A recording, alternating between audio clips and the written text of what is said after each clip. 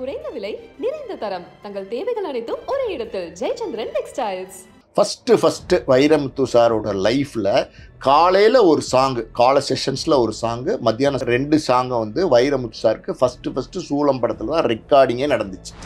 சக்கரவர்த்தியெல்லாம் பண்ணும்போது ரொம்ப to the core torture கொடுக்க ஆரம்பிச்சிட்டார் கார்த்திக்கு. அப்போ வந்து அவரை சமாளித்து மேனேஜ் பண்ணுறது பெரும்பாடாகி போச்சு. அந்த மாதிரி டார்ச்சர் கொடுத்தாரு. கிட்டத்தட்ட அந்த காலத்திலே ஒரு 60-70 லட்சம் நஷ்டம். சிசி சார் சொன்னார், இல்லை சார் நானே டைரக்ட் பண்ணி பையனை வச்சு டயர்ட் ஆகிட்டேன், நீங்களே பண்ணுங்களேன் அப்படின்னு சொல்லி அப்பா சொன்னார். அப்பா சொன்னார், இல்லை விஷ்ணு முடித்தோடனே விஜய் சாருக்கு ஒரு 1 லட்ச ரூபா அட்வான்ஸ் கொடுத்துருந்தோம் அடுத்த படத்துக்கு. விஜய் சார், எஸ்எஸ் சார், சோபாமா 3 பேர் இருந்து தான் அந்த வீட்டில் அவங்க அந்த அட்வான்ஸை வாங்கினாங்க. ஆனால் காதலுக்கு மரியாதை வந்துச்சு பார்த்தீங்களா, அதுக்கப்புறம் எங்களுக்கெல்லாம் மரியாதையே போயிடுச்சு. பிரசாந்துக்கு 2 லட்ச ரூபா அட்வான்ஸ் கொடுத்து நாங்கள் கமிட் பண்ண போது பிரசாந்த் வந்து எல்லாம் அக்ரிமெண்ட்லாம் சைன் பண்ணி கொடுத்துட்டாரு. பூஜை ஒரு வாரத்துக்குள்ள போடுறாங்க. அந்த பூஜைக்கு வந்து பிரசாந்தும் தியாகராஜனும் யாருமே வரேன்னு சொல்லிட்டு வரவே இல்லை.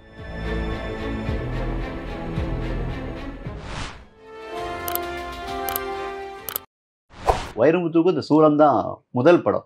ஆனா அவர் வெளியே சொல்றதெல்லாம் வந்து இது ஒரு பொன்மாலை இப்பொழுதுதான் அப்படின்னு சொல்லி. வைரமுத்து வந்து அதுக்கப்புறம் அப்பா பயன்படுத்துறதே கிடையாது, எந்த படத்துக்குமே பயன்படுத்துறது கிடையாது. அதுக்கு காரணம், அதுக்கு இதான் காரணம். நீங்க சொன்னீங்களா, அதான் காரணம். அப்பா வந்து சூளம் படம் எடுக்கும்போது இளையராஜா சார் வந்து ஒரு கம்போசிங் போது 2 சாங் வந்து கண்ணதாசன் சார் எழுதுறாரு, இன்னும் 2 சாங் பேலன்ஸ் இருக்குது. அப்பா வந்து இளையராஜா சார்கிட்ட வந்து கண்ணதாசன் சாரே எழுத சொல்லலாம் அப்படின்னு சொல்லும்போது இளையராஜா சார் சொல்கிறார், ஒரு புது பாட்டு எழுதுகிற ஒருத்தர் வந்திருக்காரு, அவர் பேர் வைரமுத்து, அவர் வந்து ரொம்ப நல்லா எழுதியிருக்காரு, ஏற்கனவே என்கிட்ட கொடுத்த லிரிக்ஸ் எல்லாம் ரொம்ப நல்லா இருக்குது.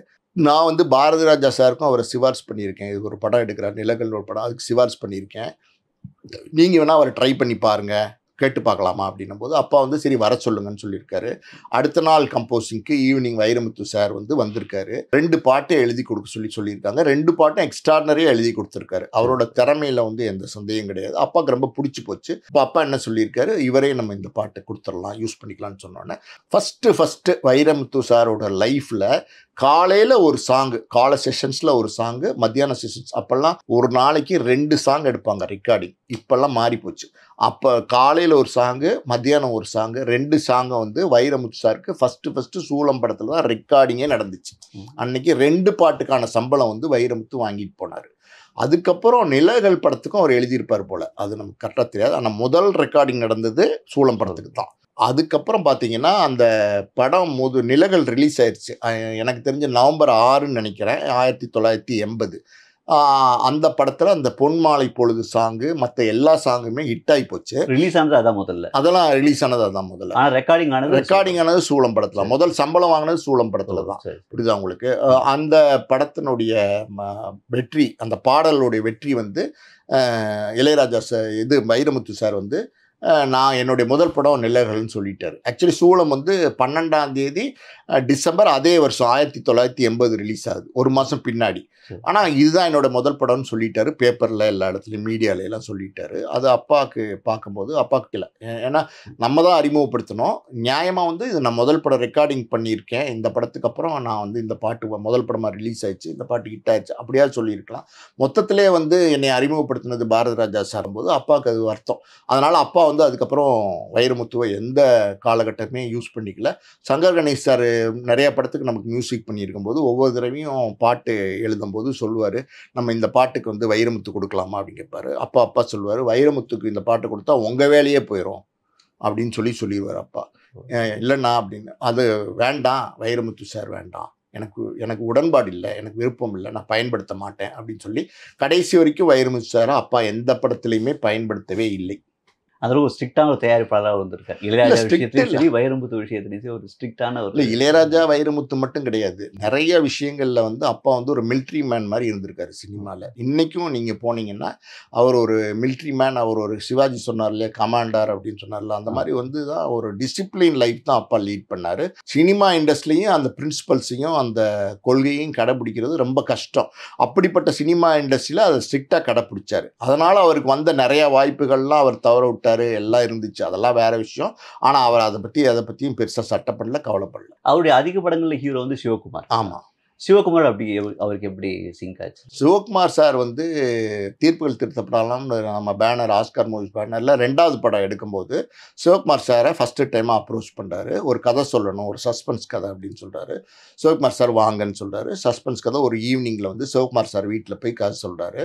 அப்போ சொல்லும்போது முதல்ல என்ன சொல்கிறாருன்னா, இந்த கதை வந்து ஒரு சஸ்பென்ஸ் கதை, இதில் யார் கொலைகாரன்னு நீங்கள் சொல்லிட்டீங்கன்னா நான் ஒரு பாயிண்டில் நிறுத்தி கேட்குறேன், இந்த கதையே நான் ட்ராப் பண்ணிடுறேன் அப்படிங்கிற மாதிரி ஒரு சேலஞ்சோட தான் சிவகுமார் சார் கதை சொல்லியிருக்காரு. அப்போ சிவகுமார் சார் சொல்லியிருக்காரு, சரி சொல்லுங்க பார்க்கலாம் அப்படின்னோடனே கரெக்டாக அந்த கிளைமேக்ஸ் பாயிண்டில் வந்து நிறுத்திட்டு இப்போ சொல்லுங்கள் யார் இந்த படத்தினுடைய கொலைகாரன் யாருன்னு சொல்லுங்கள் அப்படின்னு சொல்லும்போது சிவகுமார் சார் வந்து என்னால் ஜட்ஜ் பண்ண முடியல, ஆனால் கேரக்டர்ஸ் 3 கேரக்டர்ஸ் தான், 4 கேரக்டர்ஸ் தான். ஒன்று சிவகுமார் சார், ஒன்று அம்பிகா, ஒன்று சத்யராஜ், ஒன்று வந்து சத்யகலான்னு ஒரு மேடம், அவங்களுக்கு தெரிஞ்சிருக்கும். அவங்க தான் 4 கேரக்டர்ஸ்குள்ளே தான் ஒருத்தவங்க கொலைகாரங்க. அவங்க அது சத்யராஜ் கொல்லப்பட்டுருவார், அவரும் கொலைகாரம் கிடையாது. அப்போ யார் இந்த 3 கேரக்டர்ஸ்குள்ளே யார் கொலைகாரங்கிறது தான் கதை. அது சிவகுமார் சாரால் சரியாக கணித்து சொல்ல முடியல. நீங்களே சொல்லுங்கன்னும் போது சஸ்பென்ஸ் ஓப்பன் பண்ணி அப்பா சொல்லியிருக்காரு. அது சிவகுமார் சாருக்கு அந்த கதை ரொம்ப பிடிச்சி போச்சு. அப்போ அப்பாட்ட ஒரு வார்த்தை சொல்லியிருக்காரு, நீங்கள் பாஸ்கர் சார் நீங்கள் என்ன கதை சொன்னீங்களோ, எப்படி எந்த மாதிரி சொன்னீங்களோ அதில் 50% நீங்கள் எடுத்துட்டிங்கன்னா இந்த படம் வந்து 100 daysன்னு சொல்லியிருக்காரு. அதுக்கு அப்பா பதிலுக்கு சொல்லியிருக்காரு, நான் என்ன எதிர்பார்க்குறேன்னு இந்த கதையில் அதில் வந்து 50% நீங்கள் நடிச்சிட்டிங்கன்னா இந்த படம் வந்து சில்வர் ஜூப்ளி அப்படின்னு அப்பா சொல்லியிருக்காரு. இந்த முதல் சந்திப்பே வந்து ஒரு வித்தியாசமான சந்திப்பாக அமைஞ்சிருச்சு. அதுக்கப்புறம் சிவகுமார் சாரோட கேரக்டரு அப்பாவோட கேரக்டர் ரொம்ப சிங்க் ஆயிடுச்சு. காரணம் என்ன, சிவகுமார் சார் ரொம்ப பஞ்சுவலாக ரொம்ப டிசிப்ளின்டாக ஷூட்டிங்க்கு வர்றது, தயாரிப்பாளர் தொந்தரவு கொடுக்காமல் இருக்கிறது, செலவு வைக்காமல் இருக்கிறது, இதுலையெல்லாம் சிவகுமார் சார் வந்து அந்த காலத்துலேருந்து பேர் வாங்கினவர். அதெல்லாம் அப்பாவுக்கு ரொம்ப பிடிச்சி போச்சு. இப்போ அவர் தயாரித்த ஒரு சில படங்கள் வந்து சென்சார் முடிஞ்சாலும் வெளிவரது கொஞ்சம் லேட் ஆயிருக்கு. எக்ஸாம்பிள் சக்கரவர்த்தின்னு ஒரு படம் கூட வந்து சென்சார் ஆகி 92 சென்சார் ஆகி 95 தான் வெளியே வந்துருக்கு. இன்னும் சில படங்கள் கூட கொஞ்சம் தள்ளி போயிருக்கு. என்ன காரணம், என்ன பிரச்சனைகள்? இப்போ சென்சார் முடிஞ்சு அப்பாவுக்கு வந்து படங்கள் தள்ளி போகிறது வந்து புதுசு கிடையாது. இப்போ வந்து 1982 சிவகுமார் சார் வச்சு தீர்ப்புகள் திருத்தப்படலாம் எடுத்தாங்கன்னு சொன்னேன் இல்லையா, அந்த படம் வந்து ஒரு சஸ்பென்ஸ் படம், காமெடி வேற சாங்ஸு அது இதெல்லாம் அதில் எதுவுமே இருக்காது, கிளாமர் சாங்ஸ் அதெல்லாம் எதுவுமே இருக்காது. சீரியஸாக கண்டென்ட் ஓரியன்டாக அந்த படம் நடந்துட்டு இருக்கும். அந்த படத்தை பார்த்த டிஸ்ட்ரிபியூட்டர்ஸ் கிட்டத்தட்ட வந்து அந்த படத்துக்கு அப்பா காரில் வந்து போய் ஷோ போடுவார், ப்ரொஜெக்ஷன் போடுவார். பெட்டி தான் இப்போ ஃபிலிம் ரோல் எடுத்துகிட்டு போய் ப்ரொஜெக்ஷன் போடுவார். மேனா தேட்டர்னு ஒரு தேட்டர் ராதாகிருஷ்ணன் ரோட்டில் இருந்துச்சு, அந்த தேட்டரில் போடுவார். அவங்க டிஸ்ட்ரிபியூட்டர்ஸ் படம் பார்ப்பாங்க. சில பேர் வந்து பாதி படத்துலேயே எந்திரிச்சு போயிடுவாங்க, சில பேர் ப்ளூ மவுண்டன் ட்ரெயினுக்கு போகிறோன்னு போயிடுவாங்க, சில பேர் வந்து ஒரு ஃபங்க்ஷன் இருக்குது போகிறோன்னு போயிடுவாங்க. இப்படி வந்து நிறைய நெக்லெக்ட் பண்ணியிருக்காங்க. அந்த படம் வந்து 100 நாள் ப்ரொஜெக்ஷன்லேயே போட்டு காமிச்சிருக்காரு. அந்த படம் வந்து வியாபாரமே ஆகலை. அப்போ வந்து வந்த டிஸ்ட்ரிபியூட்டர்ஸ் எல்லாம் வந்து இதில் ஒரு சில்க் சுமிதா பாட்டு வைங்க, ஏன்னா சில்க் சுமிதா இப்போ ரொம்ப கிளாமராகவும் பாப்புலராகவும் இருக்காங்க, இதில் ஒரே ஒரு பாட்டு மட்டும் சேருங்க நாங்கள் வாங்கிக்கிறோம் அப்படின்லாம் நிறைய பேர் சொல்லியிருக்காங்க. ஆனால் அப்போ வந்து ஸ்ட்ரிக்டாக அப்படிலாம் வைக்க முடியாது, இந்த கதையை கெடுத்துரும் இந்த பாட்டெல்லாம் வச்சா, அதுக்கான கதை இது இல்லை அப்படின்னு சொல்லி மறுத்துட்டாரு. அதனால் அவர் 100 ப்ரொஜெக்ஷன்லேயே 100 ஷோக்கு மேலே போட்டார். அப்புறம் டிஆர் பாலு சார் இருக்கார் இல்லையா, எம்பியெல்லாம் இருந்தவரில் டிஎம்கேல இருக்கார்ல, அவர் சென்ட்ரல் மினிஸ்டர்லாம் கூட இருந்திருக்காரு. அவர் வந்து இந்த படத்தை ஒரு சந்தர்ப்பத்தில் பார்க்கும்போது அவருக்கு இந்த படம் பிடிச்சி போச்சு. ஸோ இந்த படத்தை வந்து அவர் வாங்கி இதை வந்து ரிலீஸ் பண்ணார் தமிழ்நாடு ஃபுல்லாக. அப்போ வந்து 100 நாள் இந்த படம் வந்து தேட்டர்லேயும் ஓடிச்சு. ஏன் 100 நாள், 175 நாள் ஓடிச்சு தேட்டர்லேயும். இது வந்து ஒரு சின்ன தயாரிப்பாளர்களுக்கு, கதையை மட்டுமே நம்பி எடுக்கிற தயாரிப்பாளர்களுக்கு இந்த போராட்டம்லாம் இருக்கத்தான் செய்யும். ஆனால் சக்கரவர்த்தி வந்து ரிலீஸ் தள்ளி போனதுக்கு கார்த்திக் வந்து ஒரு காரணம். கார்த்திக் சார் வந்து அதில் வந்து கொடுத்த டேட்ஸ்லாம் ஆனர் பண்ணாமல் ரொம்ப இழுபறி பண்ணி, அதான் சொல்லுவாங்க. ஆமாம், டிசிப்ளினான ஒரு ஆக்டர் சிவகுமார்னு, அதே இவர் மேலே கொஞ்சம் நெகட்டிவ் இமேஜஸ். அவர் எப்படி அப்பா மேனேஜ் பண்ணார்? இல்லை, வேற வழி இல்லை. அது நிறைய விஷயங்கள் அவரை பற்றி நிறைய சொல்லணும்னா சொல்லிக்கிட்டே போகலாம். ஆனால் வந்து அப்பா சொல்லுவார், சட்டத்தின் திறப்புலான்னு ஒரு படத்தில் கார்த்திக் நடிச்சிருக்காரு. இதுக்கு முன்னாடி வந்து 1982 பக்கத்து வீட்டு ரோஜான்னு கார்த்திக்கும் ராதா அப்பா டைரக்ஷனில் ஒரு படம் பண்ணியிருக்காங்க. சட்டத்தின் திறப்புலா பண்ணியிருக்காங்க, சக்கரவர்த்தியும் பண்ணாங்க. இந்த சக்கரவர்த்தியெல்லாம் பண்ணும்போது ரொம்ப டு த கோர் டார்ச்சர் கொடுக்க ஆரம்பிச்சிட்டார் கார்த்திக்.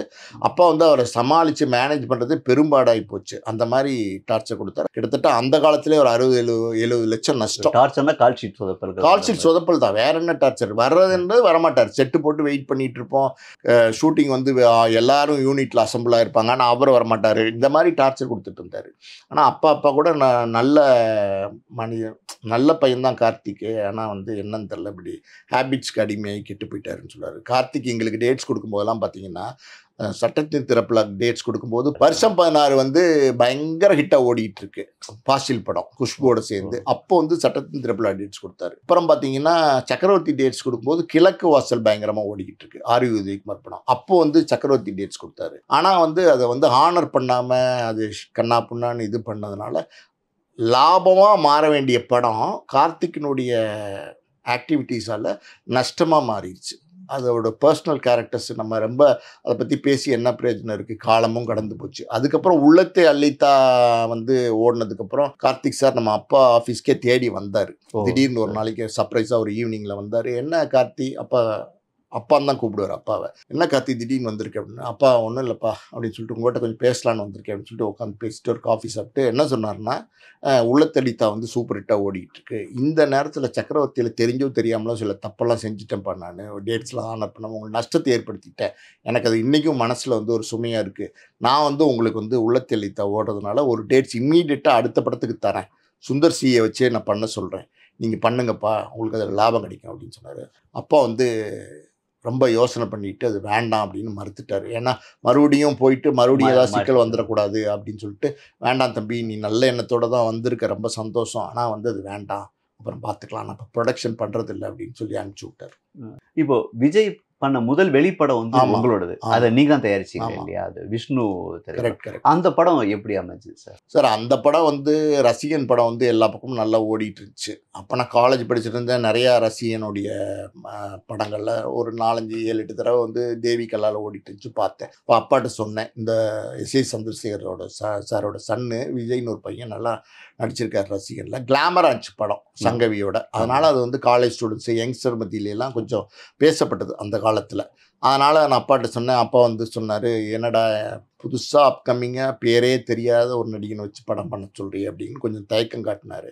நான் சொன்னேன், இல்லை அவர் நிச்சயமாக நல்லா வருவார், அவர் எஸ்எஸ்சி சந்திரசேகர் சார் தொடர்ந்து பண்ணுறாரு அப்படின்னோடனே நாங்கள் எஸ்எஸ்சி சார் வந்து ஃபோன் பண்ணோம். அவர் டிக்கெட்ஸ் அனுப்பிச்சார். தேட்டரில் எல்லோரும் பார்த்தோம்.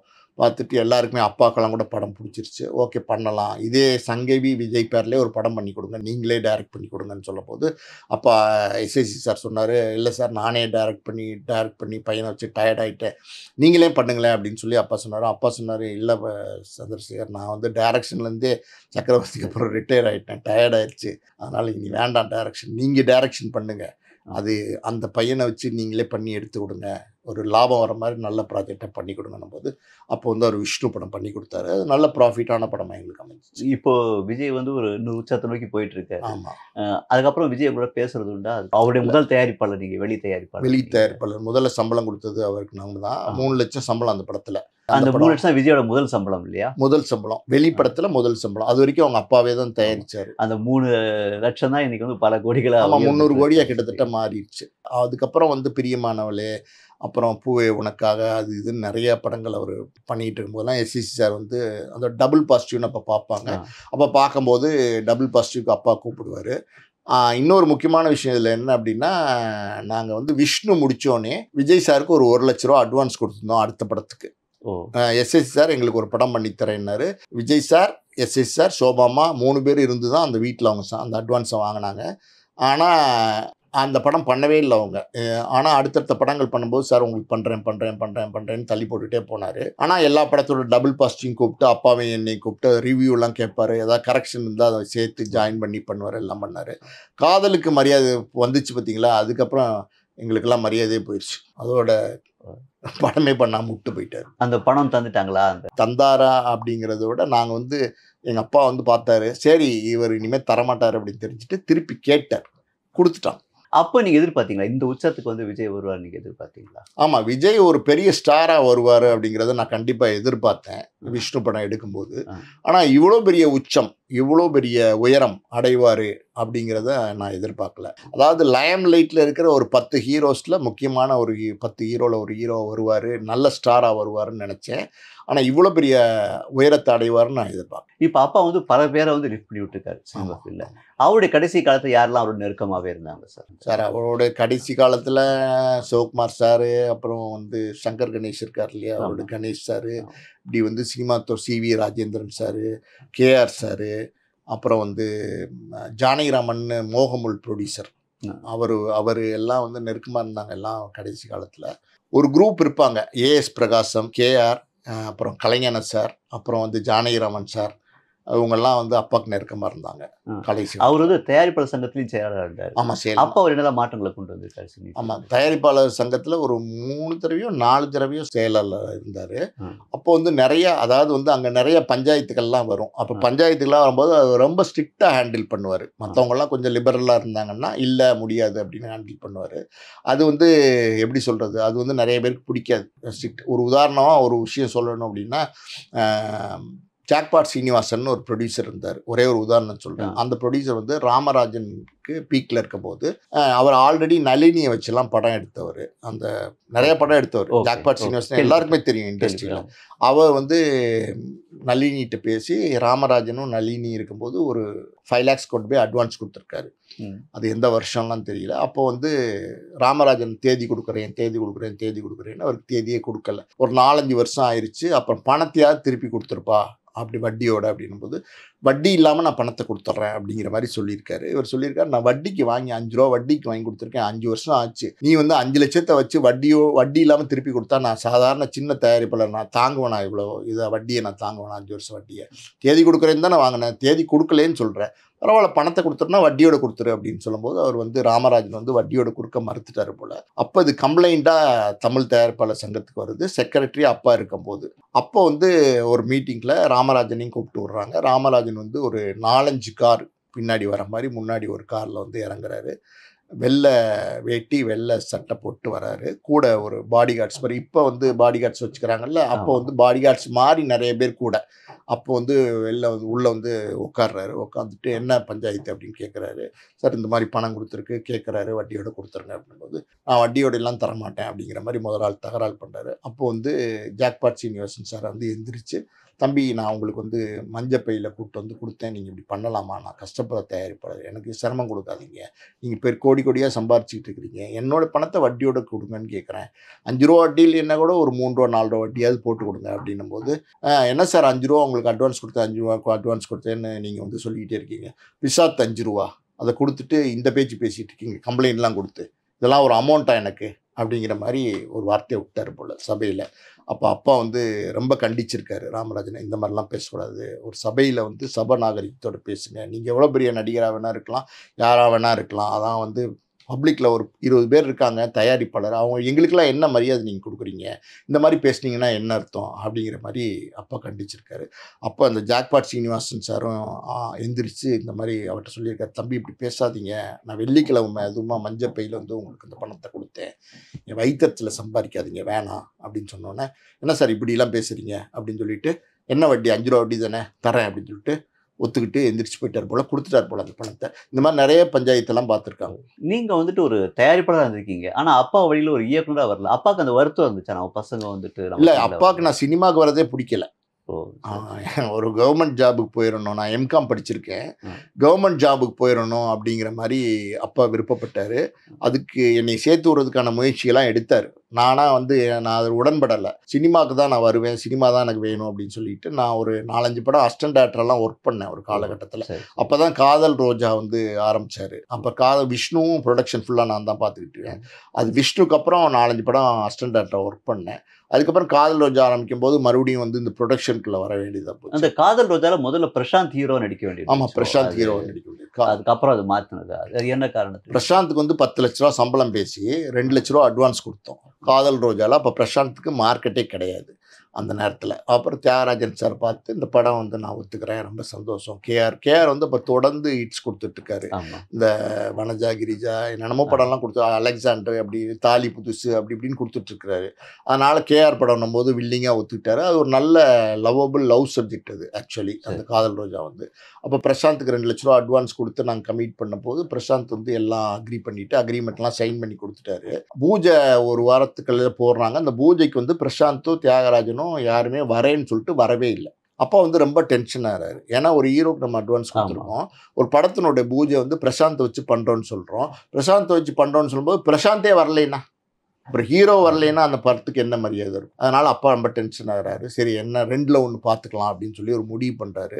இப்போ கேஆர் சார் சொல்கிறாரு, இல்லை டென்ஷன் ஆகாதீங்க, என்ன பிரச்சனைன்னு கேட்போம் அப்படின்னு சொல்லிட்டு சொல்லும்போது, தியாகராஜன் சாரும் பிரசாந்த் 2 பேருமே நம்ம அப்பா ஆஃபீஸ்க்கு வராங்க. ஒரு 2 நாள் கழித்து பூஜை நடந்து வந்து, சார் இந்த மாதிரி வந்து சங்கர் சார் வந்து ஜீன்ஸ்னு ஒரு படம் எடுக்க போகிறாராம், அதில் வந்து பிரசாந்தை ஹீரோவை கமிட் பண்ணியிருக்காரு. அவரோட கண்டிஷன் என்னென்னா, நான் வந்து 2 வருஷத்துக்கு யூஸ் பண்ணுவேன், 3 வருஷத்துக்கு யூஸ் பண்ணுவேன்.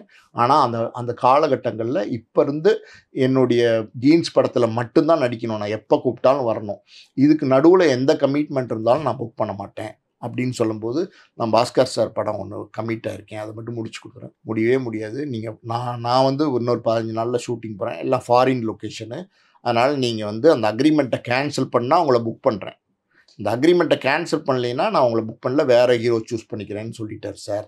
அதனால தான் நாங்கள் கொஞ்சம் வர முடியாமல் போச்சு. இது பிரசாந்துக்கு ஒரு நல்ல வாழ்க்கையாக இருக்கும், எதிர்காலம் இருக்கும், நீங்கள் உங்கள் பையன் மாதிரி நினச்சி விட்டு கொடுத்துருங்க சார் அப்படின்னு. நாங்கள் வந்து 4 லட்சத்துக்கு இது 2 லட்சத்துக்கு 4 லட்சமாக கொடுத்துட்றோம் அப்படின்னு சொல்லி தியாகராஜன் சார் சொன்னார். அப்பா சொன்னார், ஏன் தியாகராஜன், நான் கொடுத்த அட்வான்ஸ் 2 லட்சத்துக்கு 4 லட்சத்தை கொடுத்தா தான் விடுவேன் நான். ஒரு பையனுக்கு நல்ல எதிர்காலம் வரும்போது பிரசாந்த் என்னோட பையன் மாதிரி தான், அவனோட எதிர்காலத்தை நான் கெடுக்க போகிறதில்ல, காரணம் வந்து நியாயமானதாக இருக்குது, அதனால் நீங்கள் அக்ரிமெண்ட்டை கொடுங்க, நான் கொடுத்த 2 லட்சத்தை திருப்பி கொடுங்க, நான் கேன்சல் பண்ணி கொடுத்துட்றேன், ஜீன்ஸில் நடிங்க, ஆல் த பெஸ்ட்டுன்னு சொன்னோன்னே பிரசாந்த் வந்து அப்பா கிட்ட ஆசீர்வாதம் வாங்கிட்டு அப்புறம் தான் ஜீன்ஸ்க்கே போனார். அப்பாவுக்கு அது ரெக்ரெட்ஸ் இருந்துச்சு சார் கடைசியில் காலத்தில்? இல்லை, அவர் சினிமாவில் பண்ணியிருக்க வேண்டாம் ரெக்ரெட்ஸ்லாம் எதுவும் இல்லை சார். ஆக்சுவலி சிவாஜி கணேசன் சாரோட வாழ்க்கை படம் அப்பாவுக்கு தான் டைரக்ஷன் வந்துச்சு, பேப்பர்லாம் கூட அனௌன்ஸ்மெண்ட் வந்துருச்சு. அப்பா வந்து எப்படின்னா பைரவி படம் பண்ணதுக்கப்புறம் 1978க்கு அப்புறம் 79 அந்த மாதிரி வரைக்கும் அவருக்கு வந்து அடுத்த பட வாய்ப்புகள் இயக்குனராக கிடைக்கல. அவர் முதல்ல வெறும் இயக்குனராக தான் வந்தார்.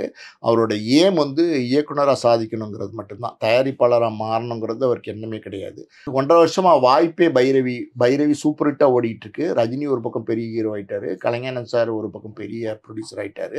ஆனால் அப்பாவுக்கு வந்து அடுத்த வாய்ப்பு கிடைக்கல டைரக்ஷனுக்கு. அப்பா ஒரு முடிவு எடுக்கிறாரு, நம்ம வந்து இனிமேல் டைரக்டராக சர்வே பண்ணணும், கண்டினியூ பண்ணணும்னா நம்மளே ஓன் ப்ரொடக்ஷன் ஆரம்பிக்கணும் அப்படின்னு சொல்லி தான் 1980 வந்து ஆஸ்கார் மூவிஸ் பேனரை ஆரம்பிக்கிறார். அது ஃபைனான்சியல் சப்போர்ட் இருந்துச்சு, ஃபைனான்சியல் சப்போர்ட் தேடி அரேஞ்ச் பண்ணார், ஸ்ட்ரெயின் எடுத்தார். அதுக்கு எல்லாம் ஒன்றும் லேஸில் நடந்துடல, அதெல்லாம் வந்து சில கஷ்டமான சூழ்நிலையெல்லாம் ஃபேஸ் பண்ணி தான் அதை வந்து ஜெயிச்சார். அந்த ஃபைனான்ஸ்லாம் அன்றைக்கி உருவாக்குனார்.